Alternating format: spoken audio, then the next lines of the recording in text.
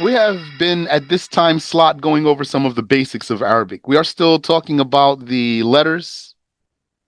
That's where you're going to start if you want to start learning Arabic. We covered the letters in their neutral positions. And we even showed their families in terms of their exits. Let us now look at these letters when they are connected. I hope you've been practicing your handwriting, inshallah ta'ala. So, as you know, Arabic letters either connect from both sides, yani they connect to the letter in front and the letter behind. An Arabic letter might connect to the letter before it and the letter after it, or it might only connect to the letter before it. That means connects to the right side, from the right side.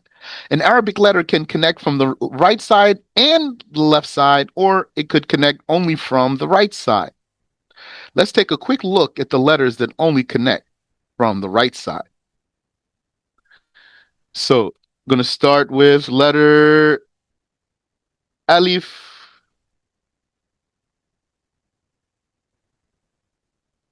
Alif. And what else? Dal, Dal, Ra, and Zai. And wow. These are your letters that are connecting from one side only. One, two, three, four, five, six. How do we demonstrate that? For example, you would say Bab. Look how the Alif is connecting from one side only and does not connect to the Ba after it. There's a Ba in front of it and a Ba after it, but it only connects to the Ba in front of it. Well, same letter, Ba. You have a bat right here and a bat right here. Why is connecting to one of them only? Because that's how the alif connects. Only from one side.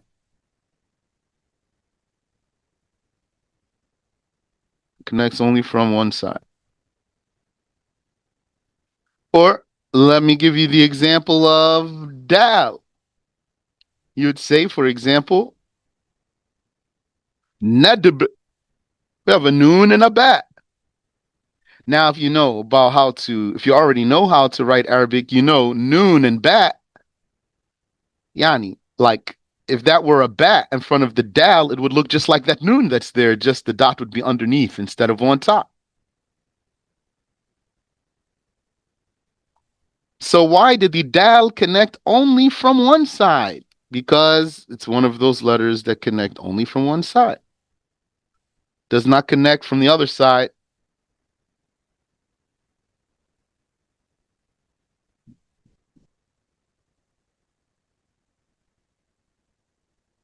If you want to know the meanings of any words too, let me know. I might forget to mention them. What's a bab?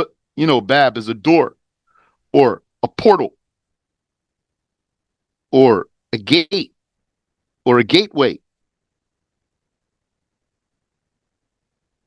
What if you came to a town and they have it's like a door built there, but there's no walls, just like a doorway rim, like a door rim is there. And when you go through there, you're in the town. That's a bab, and there's no walls.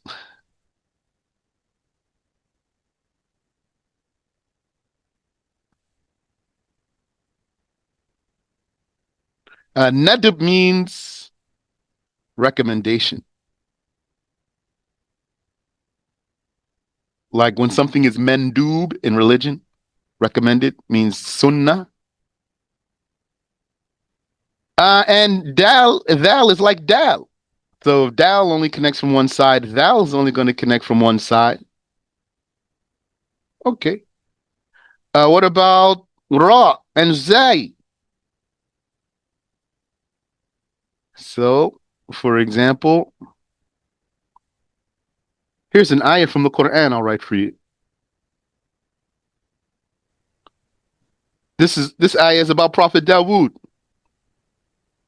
فاستغفر ربه وخر راكعا. Ah, what did we find here? We found here several raws. Here's the raw connecting to the letter before it, connecting to a fa. Fastaghfara. So you see it connects to the letter before it. So, in other words, all the letters connect to what's before them, but some of them don't connect to what's after them. Here, right after that is another ra, and it's not connected to the letter after it. Now, why it's not connected to the ra in front of it? Well, that's two different words anyway. First word is over. Fastaghfara. He sought forgiveness. Fastaghfara rabbahu, of his Lord. He sought from his Lord to forgive him. So it's not going to connect to the ra in front of it for sure because it's not even the same word. But what about the bat that's right after it? That ra is not connected to the bat that comes after it. Because ra only connects from one side, the right side. Like you see here. Also, wa kharra, here's the ra connecting to the letter before it. That's the end of the word though. The next word starts with a ra, and then the letter after it is an alif. It's not connected to the alif after it, although alif connects to the letter before it. Alif does connect to the letter before it. We just demonstrated that, right? Here, the word bab, here, alif connects to the letter before it. Why in the word raki'a here? Alif is not connected to the ra because the ra is the one that doesn't connect to what's after it. So the alif won't be able to connect to it.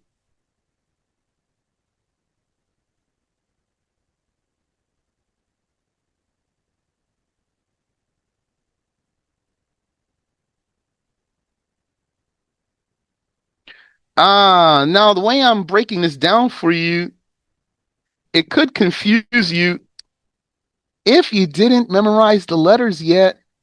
Now, if you memorize the letters, this should not confuse you.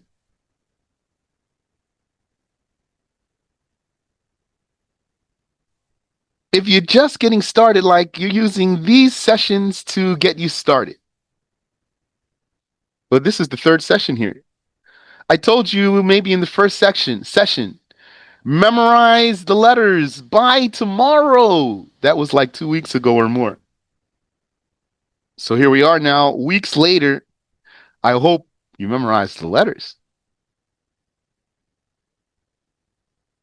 Yeah, if you aspire to want to understand Arabic and read Arabic to benefit from the Quran and the hadiths of the Prophet sallallahu alaihi wasallam and the books of the scholars.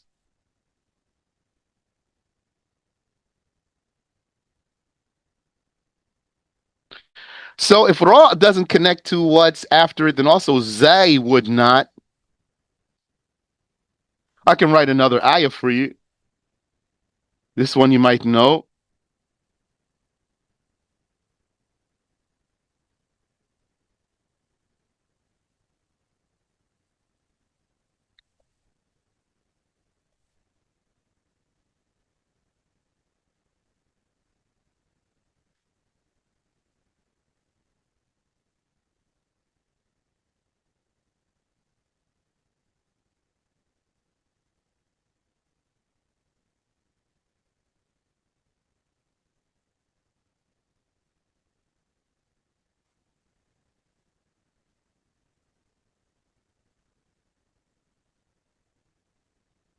إذا زلزلت الأرض زلزالها.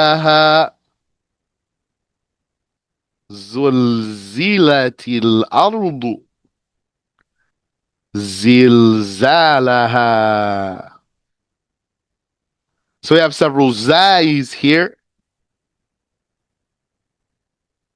So either there's no zai there, but there's a thal there. Either thal is like dal. Notice that this thal is not connecting to the alif in front of it, nor to the alif after it. In this word, either both alif and thal are letters that do not connect to what's after them. So this word either then makes all three letters stand alone. All three letters are in their neutral positions because none of them are arranged in a way that they can connect to each other.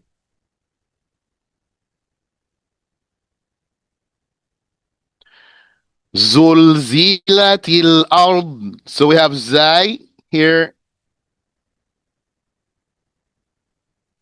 This first zai, it's not connecting to the lamb because it doesn't connect to what's after it. But the second zai, it does connect to the lamb because it connects to what's in front of it. Ida zulzilat. Same thing down here. Same thing. Zilzalaha. First zai is not connected to the lamb after it, but the second zai is connected to this lamb in front of it.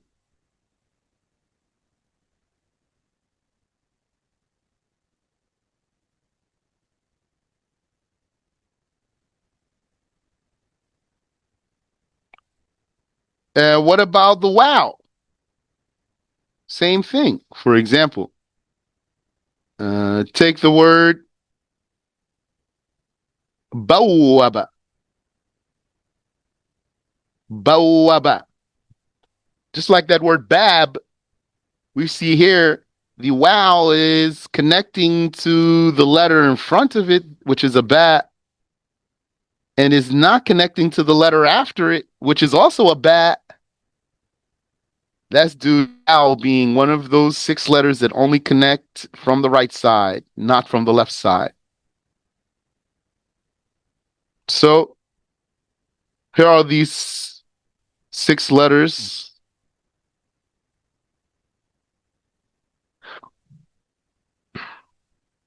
These six letters here: alif, dal, thal, ra, zai, wow. What do they look like when connected to what's in front of them? So if it's an alif, there's going to be the line coming from the previous letter, and then you bring your alif. If it's a dal, you're going to bring your line coming from the previous letter, and the back of your dal is going to straighten up. And likewise, the back of your thal is going to straighten up. So dal by itself, I told you, as if it has a hunchback, and thal as if it has a hunchback, and also has a little tooth down there on the bottom. When they connect, though, that back straightens up. So, for example, you write the name of the Prophet sallallahu alaihi wasallam like that. Muhammad. See that dal with the back straight.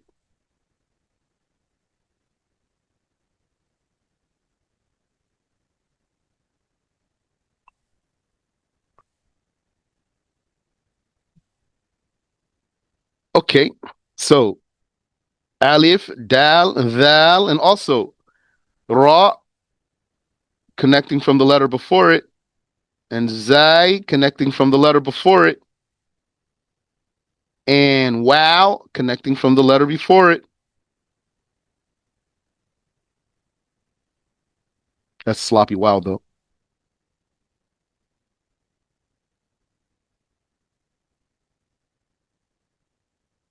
Again, if you've memorized the letters, then this should not be difficult for you.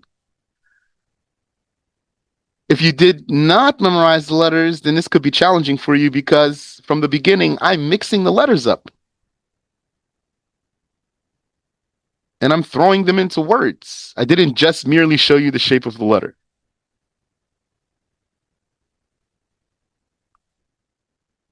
Do you have a question, though?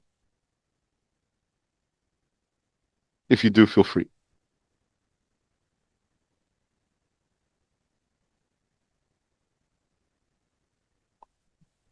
Okay, so we got the letters that connect from one side out of the way. 6 of them. What's left is the rest of the letters. So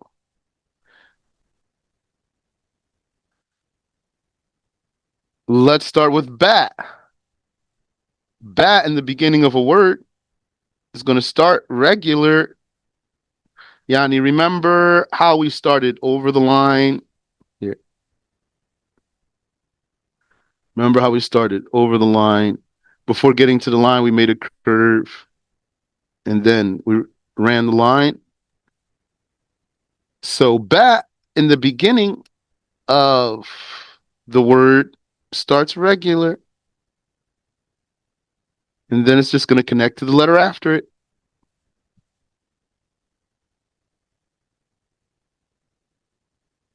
And same thing for tat. And same thing for that. And same thing for what? Noon. Take note of that. Noon, which is all the way at the back of the letters. Bat, tat, and that, which are all the way at the beginning of the letters. Noon, which is all the way at the end of the letters. And what else? There's 5 letters here. Yeah. All those 5 look the same except for the dots in the beginning of the word.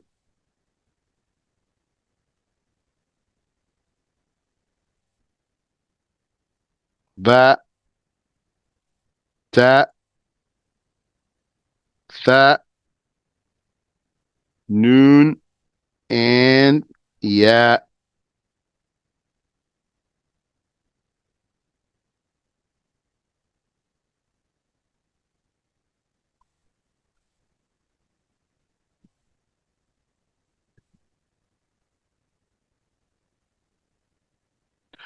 And then in the middle, they also still look the same. You come from the letter before, make your tooth, and then connect to the letter after. Bring your dot. 1 dot underneath for the bat. Come from the letter before, make your tooth, connect to the letter after. For the letter tat, 2 dots over top. Come from the letter before, make your tooth, go to the letter after. For the letter that, 3 dots on top. Come from the letter before, make your tooth, go to the letter after, 1 dot on top. That's your letter noon. Come from the letter before,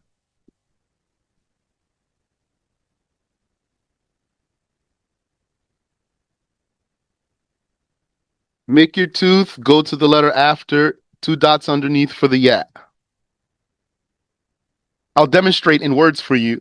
Let's just take a look at the letters first.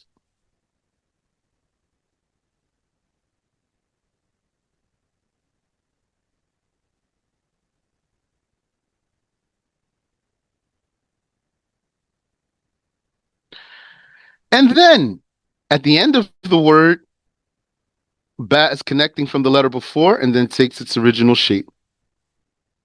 And likewise, tat. And likewise, that. And likewise, noon. But noon doesn't look like bat, tat, and that. It's going to take its original shape. But at the end, it looks different than those other 3. And also, yeah.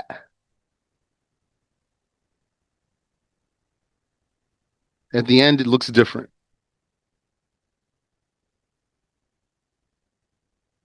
And to remind you how they look in their neutral positions, bat, tat, slightly sloppy here. That, noon. Yeah. Notice about this yeah here, this one here. Notice that since it's coming from the previous letter, Here, this line is coming from the previous letter. Then, when it takes its original shape, it takes its original shape from the line and then goes down under the line. Okay? As opposed to when you write it in its neutral position, I'm starting over the line. There.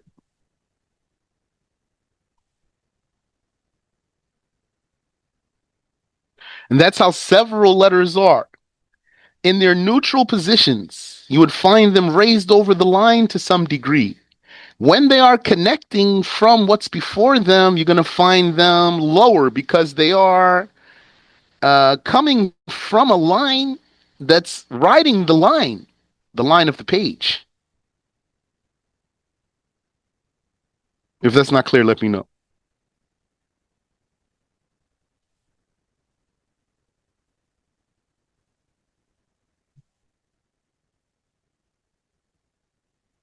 I'll draw attention to it when we see it, inshallah.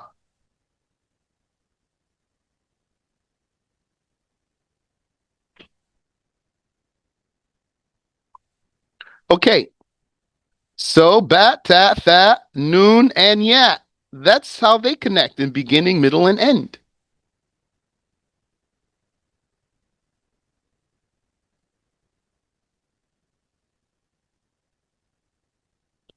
Let's look at jim, ha, and kha. Oh wait, let me do some connections for you first. So let's look at some letter combinations. For example, you know the word bait. Bait can mean house or it can mean a line of poetry. Now, if you got just regular amateur writing without any training, you might write bait like this.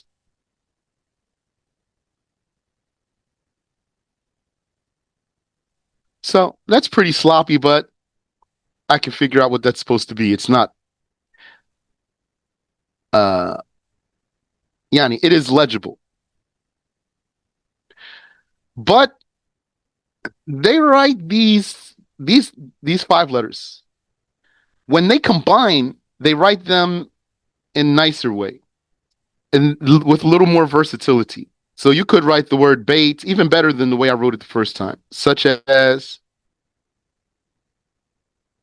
like this. Notice how tall this yeah is here.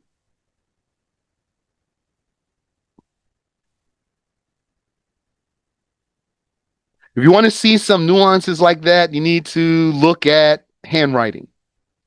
Not typed handwriting in a book, a typed book, because the typed book is yani basically a typewriter is not going to give you some of those nuances. The typewriter is going to come out the same every time. A computer could, depending on the font you're using, it could, with certain letter combinations, give you some of the special shapes, like the way I just wrote bait right there. But even a computer is still really stiff there. If you want to see that, look in the book of the Quran and look at handwriting. Like, if you're interested in this topic, find online if you can handwriting uh, manuals. I was looking for some. I actually didn't find anything that I liked. Mm. And they will show you all those nuances more, much more than what I am displaying for you.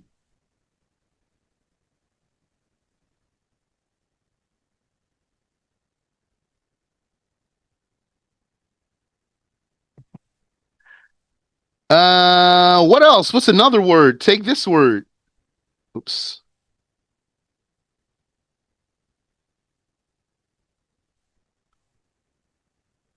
Nept. Nept is a plant. Noon, bat, tat. First word I gave you was bait. Bat, yat, tat. Now, if you look at the shape of this one and the shape of this one, You see their shapes are not really the same, but without the dots, we're still able to say it's spelled the same. If we were to remove the dots here,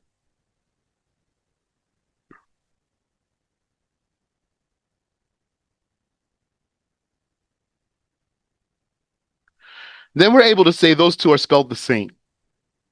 How would you know the difference? The ancient Arabs knew the difference by its placement in the sentence. They'll be able to figure it out. It's like they had their own, what do they call it, T9. You know how T9 is on a phone? The phone is, as you're typing, it is going through process of elimination, or at least used to, until spells the word and it comes up with the word you want to spell before you get there. So they can figure out what it's supposed to be when it's in a sentence. Just on the line alone, they're not going to know which letters are those.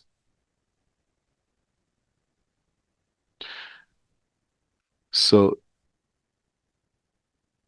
the first one, Yani, I could switch them. The first one, we can make that one nept, noon, bat, tat. We can make the second one bait, bat, yeah, tat.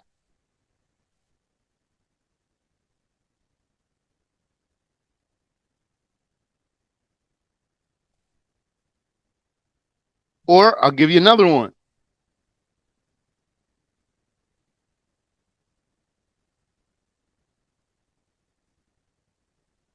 Thabata. Thabata. To be firm. He was firm. Thabata. ثبت يثبت فهو ثابت.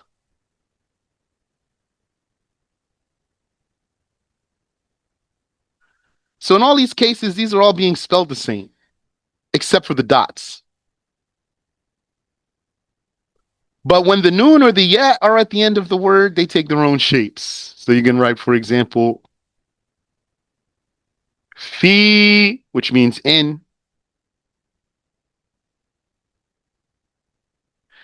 And you could write, for example, fen. Fen. A fen is a craft. So those look drastically different now at the end of the word here. Noon at the end of the word, yeah at the end of the word. Although the first letter is a fat in both cases. The yeah at the end of the word versus the noon at the end of the word, they look drastically different there. No confusion for you. But I do want to point out to you that letter yeah, it's possible to stack letters on top of it, to stack letters on the yeah. Yani, for example, see how we wrote fee right underneath of it? I'll write it again. You can write it like this. Fee. Now I just put the fat on top of the yeah.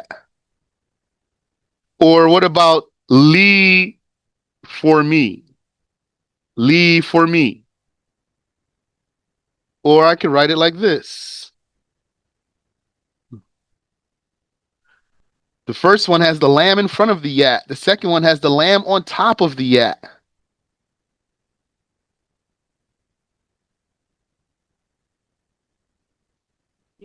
And also these bat, tat, that, noon, and yeah in the beginning. Also, you can stack them. For example, with, let's say, for example, what if your name was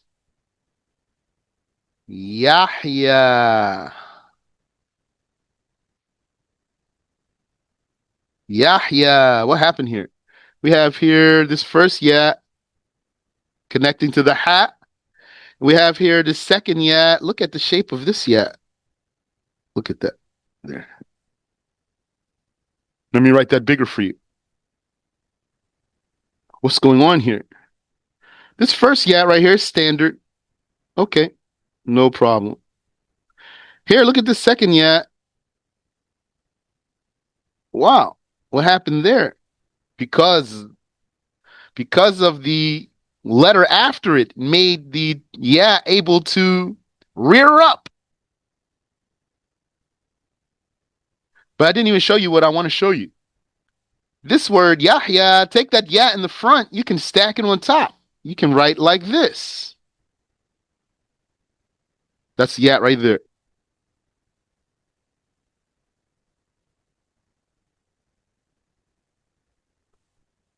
So here's your yat, and here's the two dots for the yat.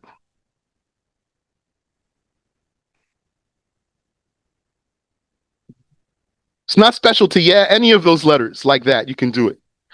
Just needs to be connecting to the right letter, a letter that accepts for you to stack it on top of it.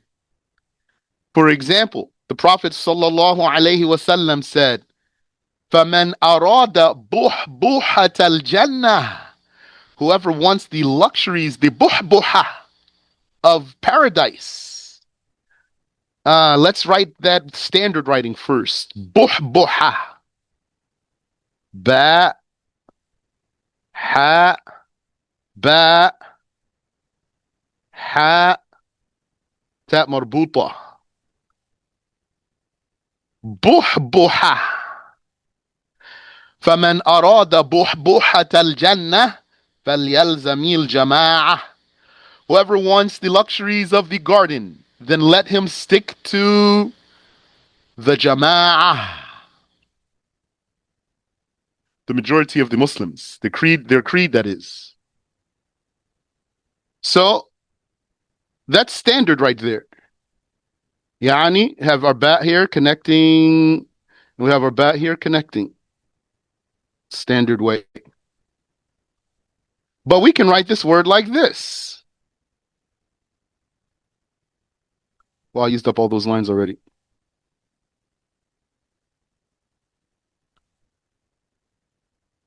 There's my bat right there.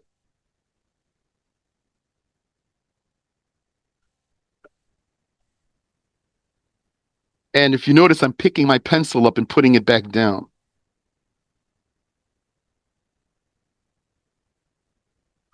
Buhbuha.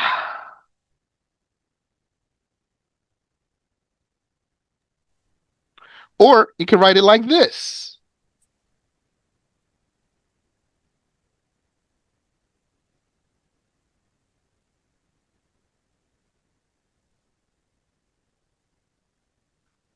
And here's our first bat.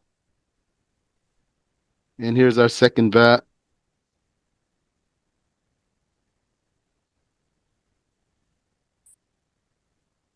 So if you are familiar with the Arabic letters, like the bat has one dot underneath and tat has two dots on top, etc. And then you see something like this, what I am demonstrating for you now, you won't be confused. But unless you're just a beginner and you're still just getting the hang of those letters there, then you might say, what is that? Is that a gene? How do I know that's not a gene? That's easy to answer though. How do you know that's not a gene? Here, because if we were to say that this letter here is a gene and this dot goes with that, then what's this on top? Now you left it without a dot. So when you do the process of elimination, you're going to know, nah, it can't be gene because that leaves the other thing like nothing. So this must be a bat. And then the other one is a hat. So you do a process of elimination. طيب. So what did we look at so far? We just looked at now alif, ba, ta, ta, jim, and ha, and kha. But we're not done. And dal, and thal, and ra, and zay, and wow, and noon, and yeah. We covered all those letters just so far. We have more to say about jim and ha and kha. What else then do we want to say about jim, ha, and kha? You can stack those too. Let's take the example of the word hajj. First, let's look at standard. Hajj. So what else can we do here? We can write like this. If I want to stack these, though, I'm going to write the second letter first so I can establish it and then bring the first one. Hajj. And you don't say here, how do I know which one is the ha and which one is the jim? How do I know it's not jah? If the first letter were jim, yani, I could write the first letter first. If the first letter were a jim, we're going to put the dot like here, for example. Or maybe under. If I were to write that, I will not put it that far, though. I'll put it like here.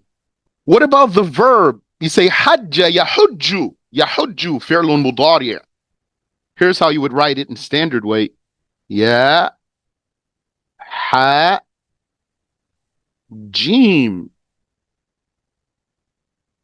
Yahujju. He makes hajj.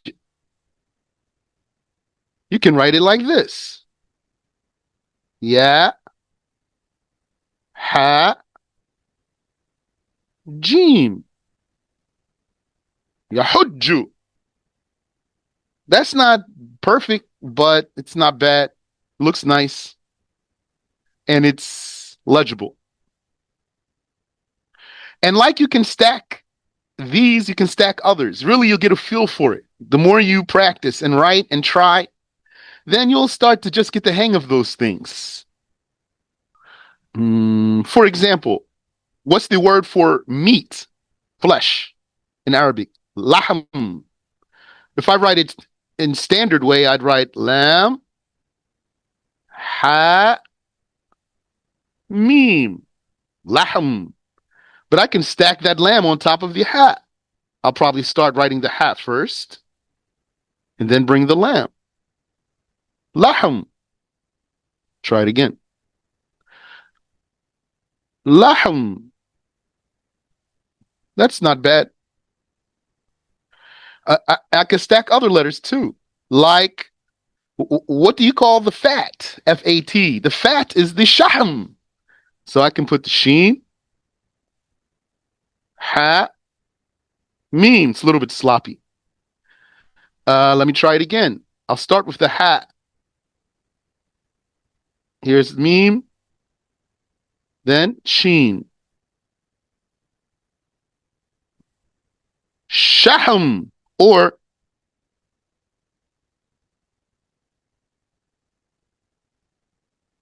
shahm, fat.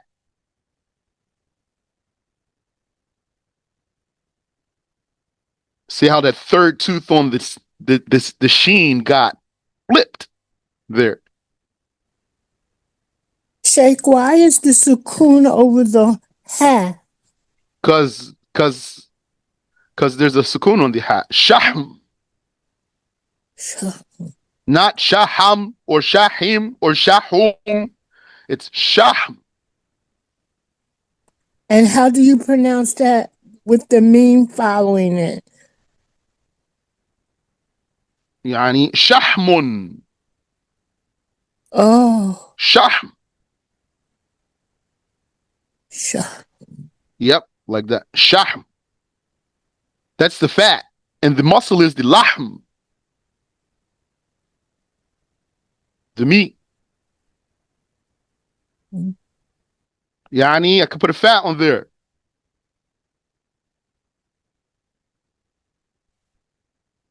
فخم. That's a kha. فخم. فخم.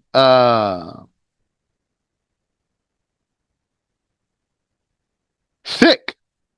فخم. Let's stop here. So we're just going to consider that we got up to ha. Next time, inshallah, we can start from ha, jim, ha, and kha, and go from there. Any question? Yes, Sheikh. Yes. The first ayah that you gave us, what was that? The first ayah is here. Bismillah. فاستغفر ربه وخر راكعا وأناب. That's in Surah Sad. That's about the story of Dawood alayhi salatu wasalam. I don't know the number of the ayah. That's, wafikum. That's when some people intruded on him. They hopped over his wall and startled him. And then they wanted him to give them a verdict. So they told him their ordeal. And then he gave a judgment before listening to both parties. And then immediately he repented for doing that. And that's the meaning of فَاسْتَغْفَرَ رَبَّهُ. He sought the forgiveness of his Lord. Prophet Dawood alayhi salatu wassalam. وَخَرَّ رَاكِعًا. And he fell down in sujood. وَأَنَابَ. And he repented. طيب بارك الله فيكم وجزاكم الله خيرا.